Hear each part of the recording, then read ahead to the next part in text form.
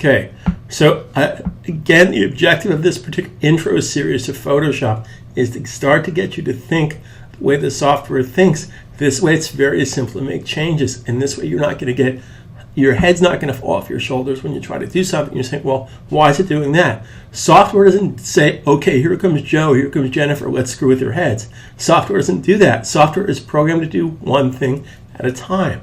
And it does exactly what it's programmed to do. But if it's not doing what you think it's going to do, it's because you're not comprehending how the software is thinking. That's my job, to get you to think the way the software thinks. Now, let's go back to our layers for a second. Here's our background layer. Now, because we can, let's just call this layer Joker, because it kind of looks like a Joker profile.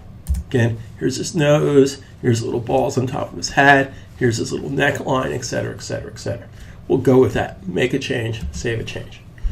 All right, now here's my objective here.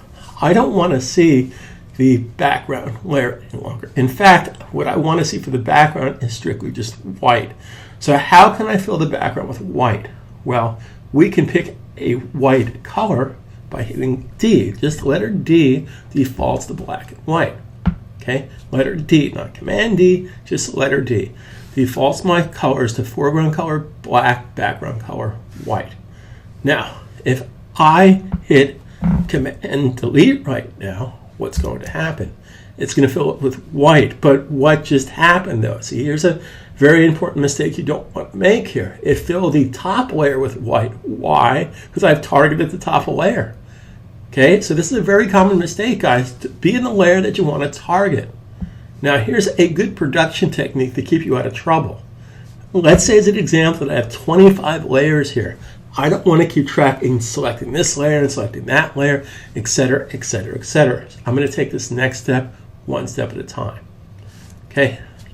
Now, in order to do this next production technique, you have to be in the Move tool. I'm going to hit the letter V. I'm now inside the Move tool. Now, once I'm inside the Move tool, keep in mind I'm inside the Joker layer. But I want to select the background layer. Now, of course, I can come down here and just select the background layer. That's going to help me for now, but what if I had 50 layers, 100 layers? I don't want to have to scroll up and scroll down. So here's how this works. As long as you're in the Move tool and you hold down the Command key, Macintosh, Control key, Windows, wherever I click is going to select that layer. If I click the white, now I'm in background. If I click here, now I'm in Joker. Background, Joker, background, Joker. So it automatically selects the correct layer for me because, again, I'll take this one step at a time.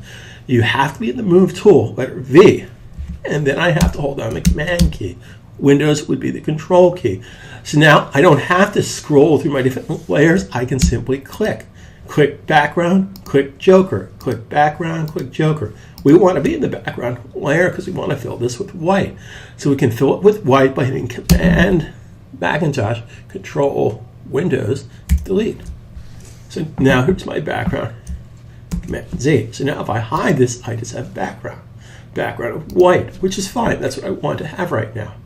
Now I want to go back to the Joker layer. So in the Move tool, I can simply hold down the Command key and click. Therefore, I can take this and move it someplace else.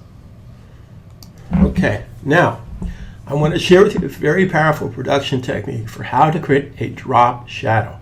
Now, starting in about 1996, 97, you're able to do drop shadows in Photoshop by simply double-clicking and getting this menu here.